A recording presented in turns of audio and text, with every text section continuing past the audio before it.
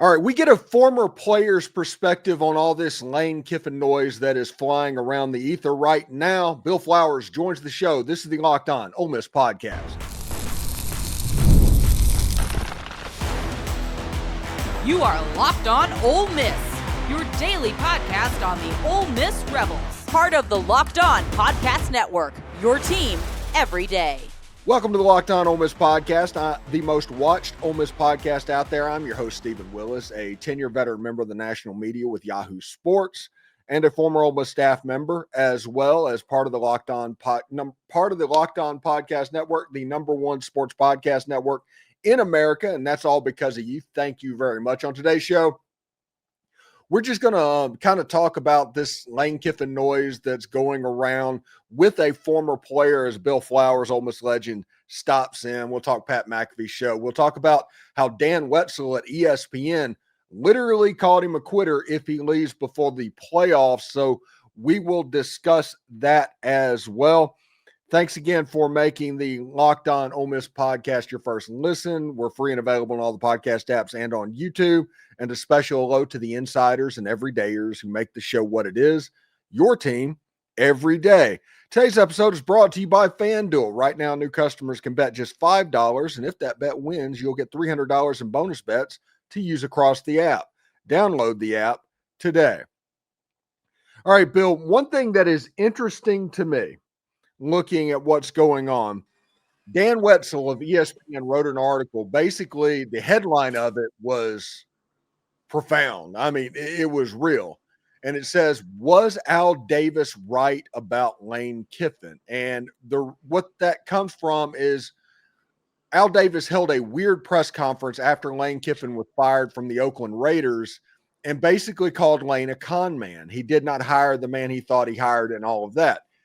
That's a pretty heady headline from Dan Wetzel. And the point is, how could Lane Kiffin quit on his team in the midst of his most special year in his college coaching and with a team that is having their most special season? Yeah, I mean, I think that the players are the people that are probably being affected the most. I've said all the way up to now, this is stuff that goes on. It happens every year. The players understand there's a lot of noise. The coaches have to do what's best for them and their families. But this is a very unique situation, and the way that he's handling this. And, I feel like if he does leave for LSU, if he does leave for Florida, he has to really, understand that, this will negatively affect his legacy, which, I don't think he's really worried about that. I don't think Saban or Cutcliffe would ever have handled a situation like this the way that he's doing it. I quite frankly feel like Ole Miss should give him that ultimatum, but sign by Friday. And if he does not, then for the sake of the program and the players, let the coaches that are there coach and let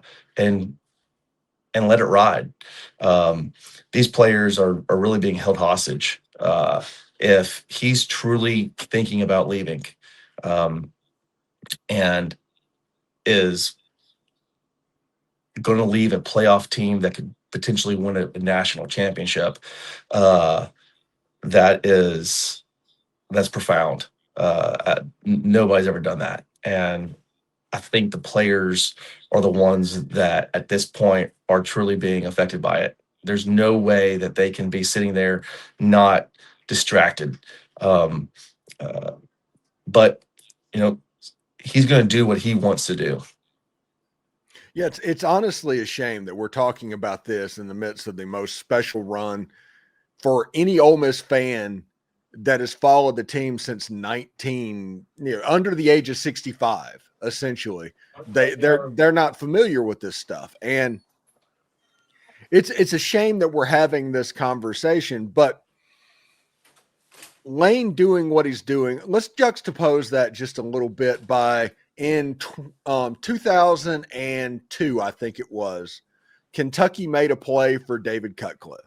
That was the famous thing. That Right. honestly, that's probably was his undoing at that point. Ole Miss got rid of him because of that interview. But how did David Cutcliffe handle that with the team in 2002 since you were in that locker room? It really wasn't a distraction. It was us understanding that coaches are going to do what's best for them. We just realized that we could control only what we could control. We were not in any situation like they were now. So this is completely, opposite ends of the spectrum. Coaches leave all the time, and they leave programs that are in good shape, or they leave programs that are in disarray. David Cutcliffe was leaving a program. If he would have left, would have been a program that was that was being built, not a team that is built, that is a championship caliber team. No way he would have put the situation at hand in 2003, going into the LSU game in limbo. He would have signed a contract. He would have squashed it. So I think when you get in this situation with as many different openings that there are, the whole college world knows that this is a very unique situation regarding how many powerhouse programs are open, and that's a distraction in itself. But to have a caliber team that you have, and to build Ole Miss into something that's never been before, and to walk away from it with not having an honest answer with your players, I think is really difficult. You look at Yeah. I think when you look at the interview with Tuberville, and he says, I would never leave Oxford except in a pine box. You look at that, and again, the program wasn't where it was. He felt like he couldn't get Ole Miss to where he wanted them to be. Auburn, he felt like was a better opportunity for that.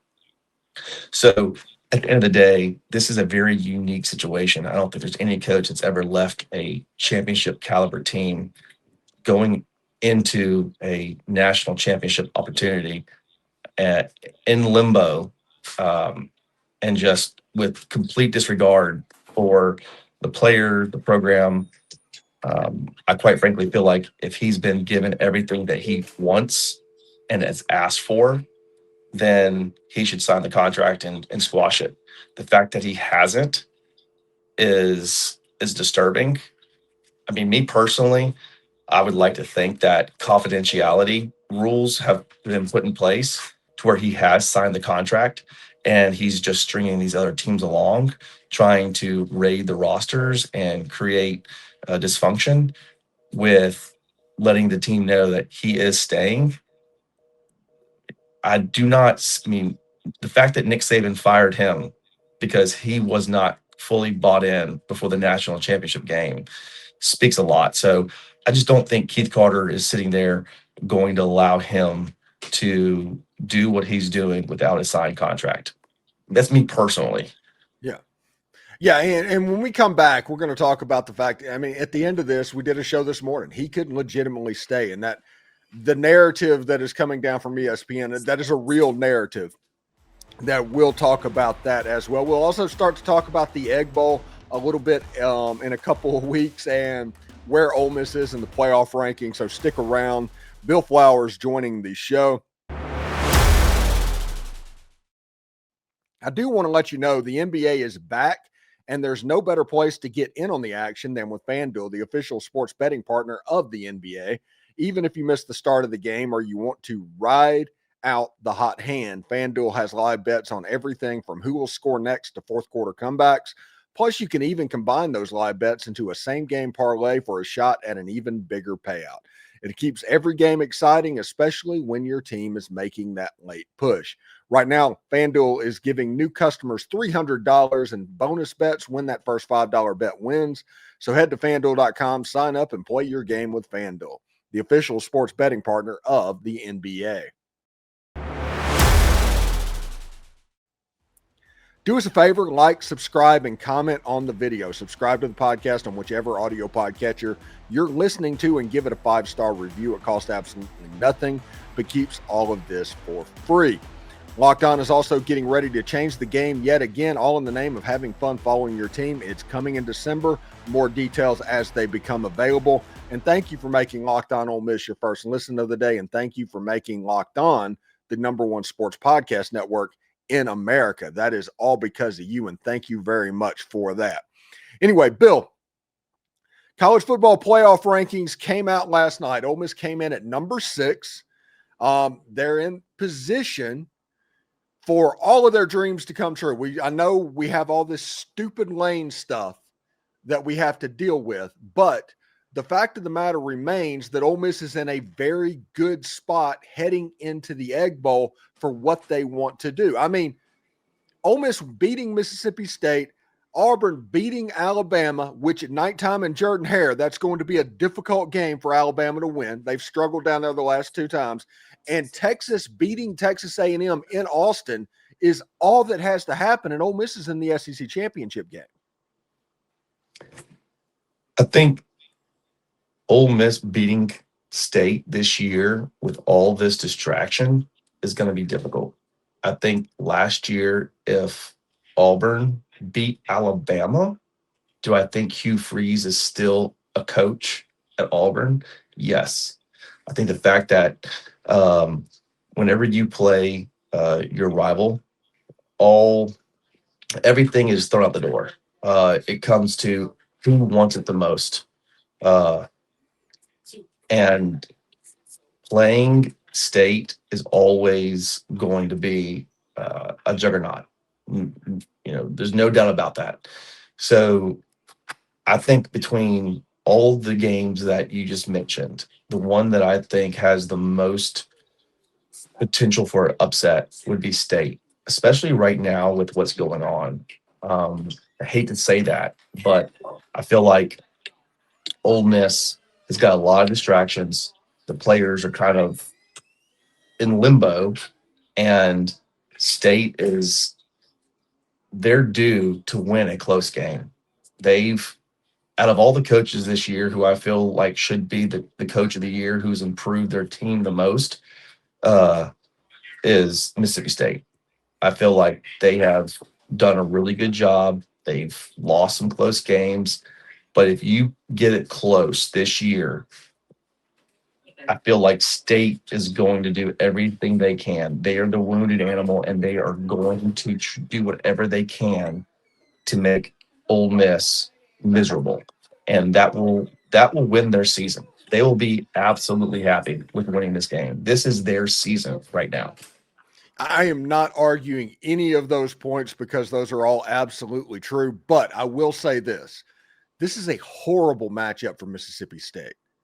They just had a running back run for 300 yards against that defense. They have trouble stopping the run, and then you're going to face Kewan Lacey, and that's happening, and whenever they step forward, that opens up the passing. This is a horrible matchup to where a true freshman quarterback for Missouri was starting, and it didn't matter. Missouri still scored 49 points in that game.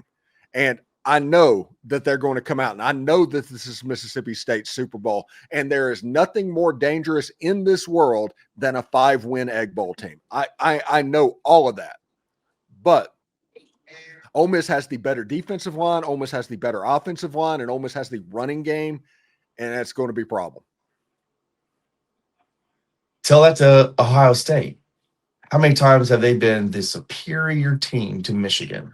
Oh, I'm not saying Ole Miss can't lose that game. No, I totally agree. I'm saying that Ole Miss should not lose that game, even with the distraction. Exactly. No, yeah. They should win this game 100%. This should not even be a discussion, but it is a rivalry game.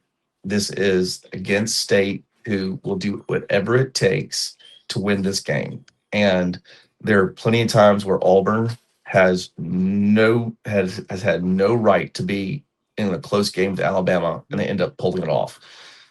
That's just how this game is. It's never really a blowout. Very rarely do you get blowouts. And there's a year where State is hungry to do whatever it takes. this is the game. Yeah, this is the chance. Now, the difference would be, let's say if Lane Kiffin came out on Saturday or whatever and just signed an extension, this goes from a distraction to a mission at that point.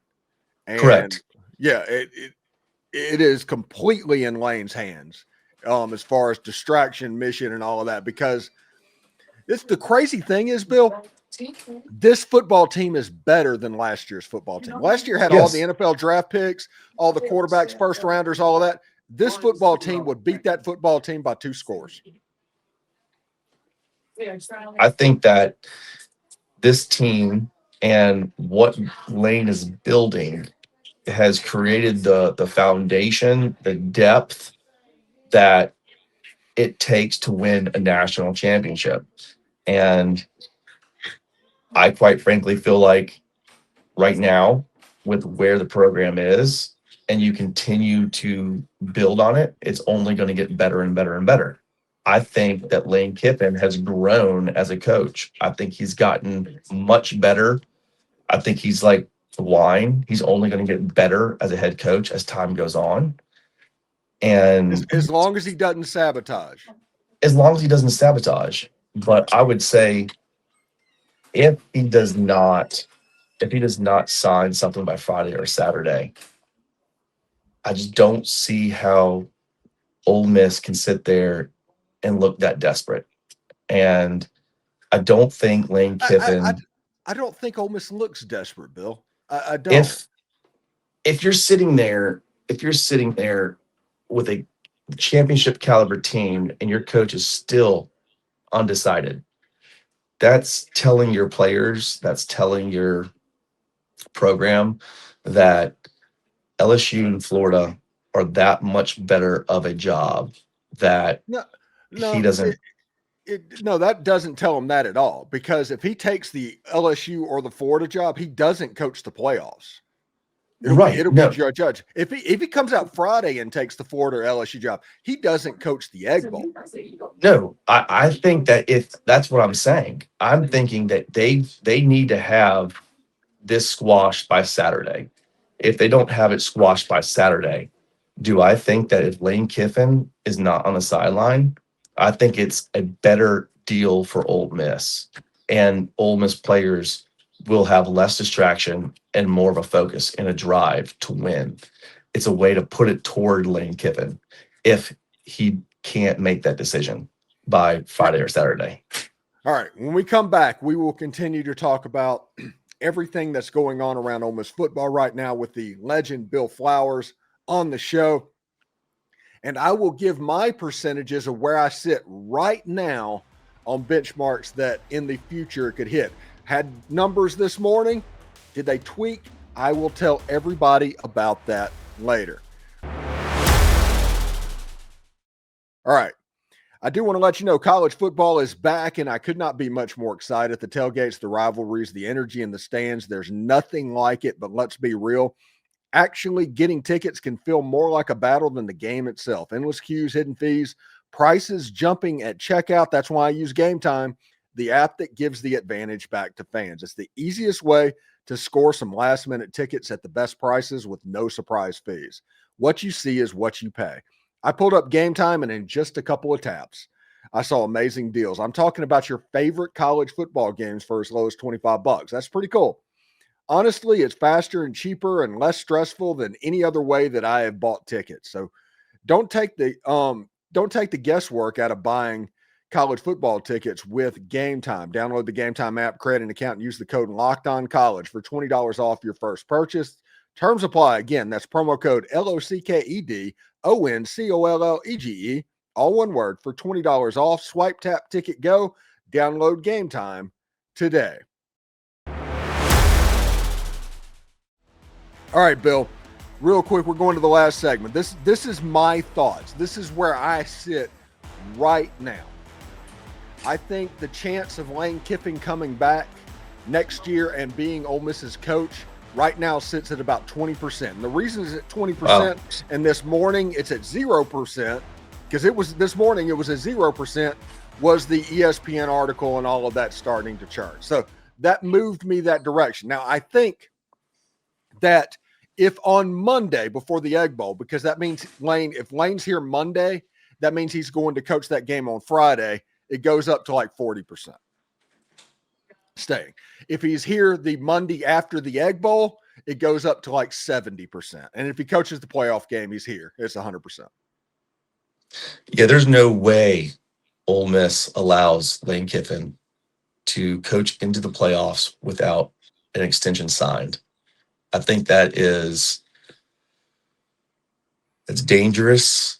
If that happens, shame on Ole Miss, because if he does leave and you lose the recruiting time and you lose the portal recruiting, then that could potentially put you back a couple years. So I just, so I just don't think Keith Carter is going to play that game. I don't think so. I think he's too much of an Ole Miss guy. He is as much of an Ole Miss loyalist as he is an Ole Miss rebel. He will not allow that to happen. I think that actually goes against him. If for any reason Lane left, that goes on the leadership and that goes on Keith Carter, all on him if that happens. So in my perspective, I think that if he coaches the Egg Bowl game, there is an extension that has been signed and it's confidential. So I do believe that if he coaches the SEC, the Egg Bowl, then I think there's an extension signed that everybody's keeping quiet. That's the only thing that I can think of. But why would they be keeping something like that quiet? That's the question, because all of this goes away if that gets signed. Yeah. Well, it would be, in a perfect world, that's what's happening, because you keep LSU in Florida from hiring somebody. Right now, they're desperate and they want Lane Kiffin. If Lane Kiffin can say, all right, we got to keep their rosters open, we got to keep everybody on their heels. The moment Lane Kiffin signs an extension and it's made public, everybody now understands that, okay, Lane Kiffin's off the board. Let's go hire the next guy. And that will happen very shortly. Everyone wants to make sure that their roster is protected, that nobody likes uncertainty. Uncertainty is bad for everything. Look at the stock market. When there's uncertainty in the economy, the stock market does bad. So if Lane Kiffin can say, hey, we got to keep this, our advantage is that everybody else is in limbo. We're not. This is our advantage in playing the rosters. We can go in and raid them. That's if that's what's happening, okay, great. But I just do not think for 1 second. The longer LSU and Florida are in limbo, the better it is for Ole Miss if there's a signed contract in place. 100%, no doubt about it, because recruits are in limbo, their rosters in limbo. Everything's playing in the hands of Ole Miss in regards to, what do they want? They're controlling the narrative if that's the case. All right, so let's play a game real quick before I let you go on this one. We're going to do the confidence meter, all right? So Lane Kiffin's the head coach of Ole Miss on Monday. What is your confidence that he's going to be here in 2026? Well, let's put it this way.